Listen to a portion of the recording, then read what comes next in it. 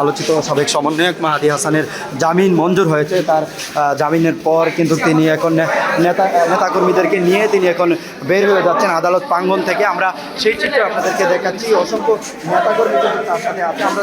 আমরা যদি একটু আপনাদেরকে জানিয়ে রাখি, তাকে আদালতে তোলার 5 মিনিট পরে কিন্তু তার জামিন হয়েছে। আমরা যেটি জানতে পেরেছি, হবিগঞ্জ চিফ জুডিশিয়াল আদালতের শায়েস্তাগঞ্জের মাননীয় আব্দুল মান্নান সাহেবের আদালতে তাকে তোলা হয়েছিল এবং সেখানে তোলার মাত্র 5 মিনিট পরেই তার জামিনটি শুনানি হয় এবং সেখানে জামিন মঞ্জুর করেন মাননীয় আব্দুল মান্নানের আদালত। আর জামিনের কিছুক্ষণ পরেই আসলে প্রশাসনিক যে কাগজের বিষয় ছিল সেই কাজগুলো শেষ করে তিনি কিন্তু এখন বের হয়ে যাচ্ছেন। সেই চিত্র আমরা আসলে দেখাচ্ছি।